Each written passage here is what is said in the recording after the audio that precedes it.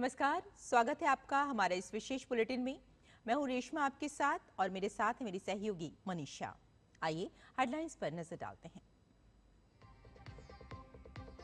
गृह मंत्री अमित शाह आज नई दिल्ली में राज्यों और केंद्र शासित प्रदेशों के एंटी नारकोटिक्स टास्क फोर्स प्रमुखों के दूसरे राष्ट्रीय सम्मेलन का करेंगे उद्घाटन।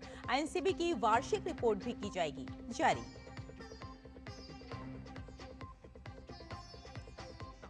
देहरादून में देर रात बादल फटने से बड़े पैमाने पर नुकसान की सूचना। महाराष्ट्र के मराठवाड़ा में सेना वायुसेना रेस्क्यू ऑपरेशन में जुटी।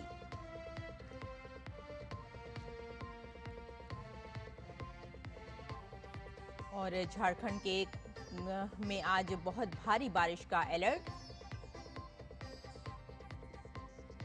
17 सितंबर से 2 अक्टूबर तक मनाया जाएगा स्वच्छता ही सेवा पखवाड़ा। केंद्रीय मंत्री सीआर पाटिल और मनोहर लाल ने स्वच्छता ही सेवा कार्यक्रम 2025 का किया उद्घाटन।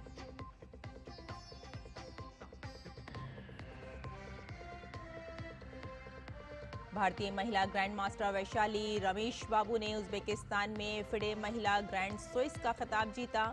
अगले साल होने वाली स्विस चैंपियनशिप के लिए भी किया क्वालिफाई।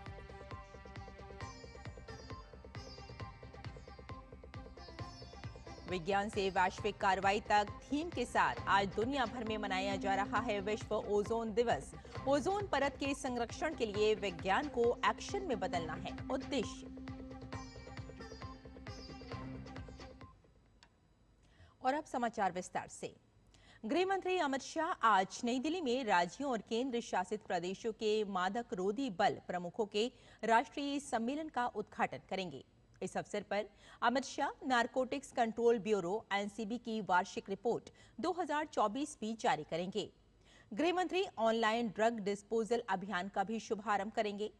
2 दिवसीय सम्मेलन में सभी राज्यों और केंद्र शासित प्रदेशों के एंटी नारकोटिक्स टास्क फोर्स के प्रमुखों के अलावा अन्य सरकारी विभागों के हितधारक भी शामिल होंगे।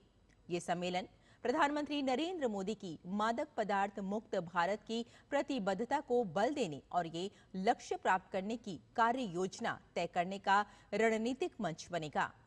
नारकोटिक्स कंट्रोल ब्यूरो द्वारा आयोजित इस सम्मेलन का विषय है सामूहिक संकल्प साझा दायित्व। 17 सितंबर से 2 अक्टूबर तक स्वच्छता ही सेवा पखवाड़ा मनाया जाएगा। केंद्रीय जल शक्ति मंत्री सीआर पाटिल और शहरी आवास और शहरी कार्य मंत्री मनोहर लाल ने नई दिल्ली में संयुक्त रूप से स्वच्छता ही सेवा कार्यक्रम 2025 का उद्घाटन किया। 17 सितंबर से 2 अक्टूबर तक चलने वाले इस कर्टेन रेजर कार्यक्रम की थीम स्वच्छोत्सव, सभी के लिए स्वच्छ, हरित और स्वस्थ भविष्य का जश्न मनाना है। केंद्रीय मंत्री ने 15 दिन तक चलने वाले इस कार्यक्रम में देश के विभिन्न हिस्सों में होने वाले कार्यक्रम के बारे में जानकारी दी। इस दौरान रक्तदान शिविर, एक पेड़ मां के नाम, प्रबुद्ध जनों की बैठक, जीएसटी पर व्यवसायियों का सम्मेलन, साहित्य वितरण जैसे कार्यक्रम आयोजित होंगे।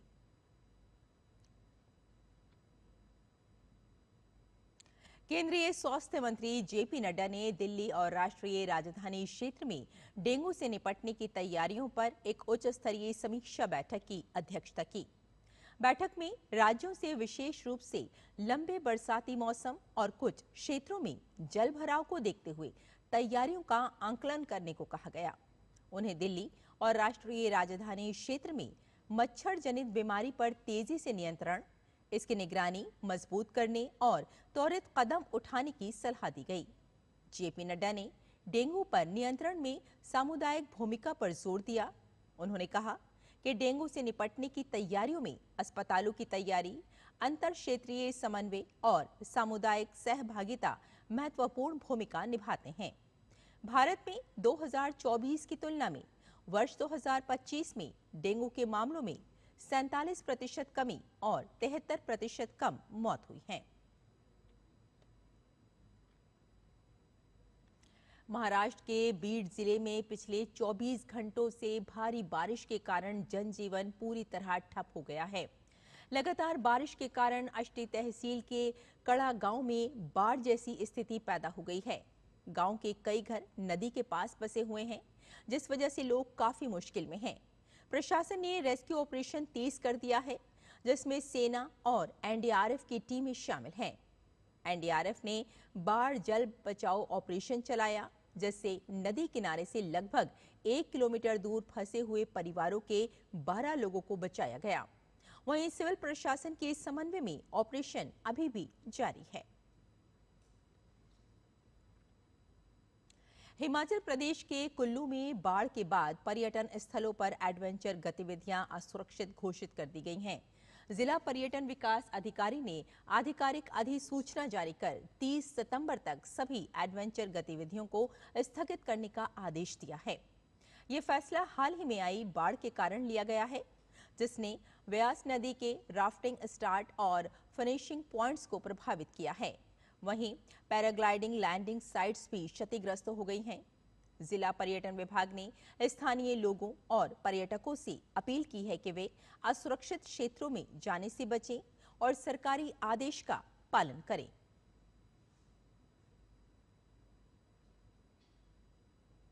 देश के कई राज्यों में मौसम का मिजाज बदला हुआ है। आज भी कई राज्यों के लिए ऑरेंज अलर्ट जारी है। खासतौर से नॉर्थ ईस्ट के 4 राज्यों और महाराष्ट्र के कई हिस्सों के लिए मौसम विभाग ने अलर्ट जारी किया है। कोंकण, मध्य महाराष्ट्र और मराठवाड़ा, विदर्भ के कुछ हिस्सों में आज भी भारी बारिश की संभावना जताई गई है। इसके अलावा बिहार, पश्चिम बंगाल के कुछ हिस्सों में के लिए भी ऑरेंज अलर्ट जारी किया गया है।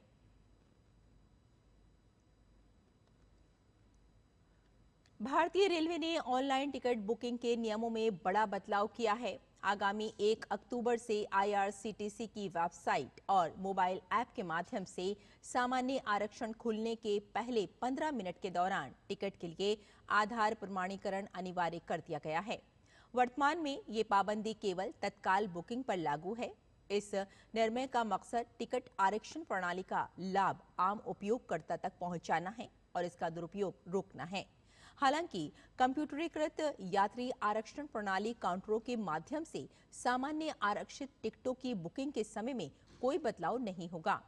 सामान्य आरक्षण खुलने के 10 मिनट के दौरान रेलवे के अधिकृत टिकट एजेंटों को पहले की तरह आरक्षित टिकट बुक करने की अनुमति नहीं होगी। केंद्रीय प्रत्यक्ष कर बोर्ड ने आकलन वर्ष 2025-26 के लिए आयकर रिटर्न दाखिल करने की अंतिम तिथि 1 दिन और बढ़ा दी है। आईटीआर दाखिल करने की अंतिम तिथि 15 सितंबर थी, जिसे अब 1 दिन और बढ़ाया गया है। आयकर विभाग के आधिकारिक अकाउंट इनकम टैक्स इंडिया ने सोमवार देर रात एक सोशल मीडिया पोस्ट में इसकी जानकारी दी। इसमें कहा गया है कि आकलन वर्ष 2025-26 के लिए आयकर रिटर्न दाखिल करने की अंतिम तिथि पहले 31 जुलाई थी, जिसे बढ़ाकर 15 सितंबर किया गया था। सीबीडीटी ने अब इसे बढ़ाकर 16 सितंबर कर दिया है।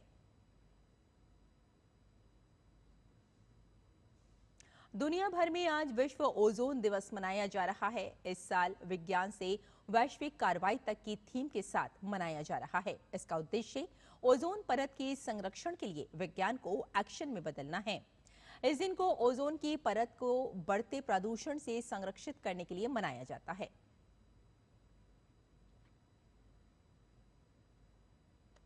भारतीय ग्रैंड मास्टर आर वैशाली ने अपने फिडे महिला ग्रैंड स्विस खिताब की सफलतापूर्वक रक्षा करने में कामयाबी पाई।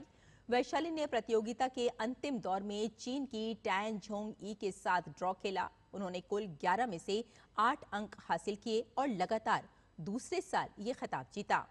इस जीत के साथ ही वैशाली ने 2026 में होने वाले प्रतिष्ठित कैंडिडेट्स टूर्नामेंट के लिए सीधे क्वालिफाई कर लिया। भारतीय स्कीयर टीएन भवानी ने इतिहास रच दिया है। वे इंटरनेशनल स्की फेडरेशन पदक जीतने वाली पहली भारतीय महिला बन गई हैं। उन्होंने चिली में आयोजित महिलाओं की क्रॉस कंट्री स्कीइंग में कांस्य पदक जीतने में कामयाबी पाई। तो हमारे इस विशेष बुलेटिन में फिलहाल इतना ही। मुझे और मेरी सहयोगी मनीषा को यहीं अनुमति दें। नमस्कार।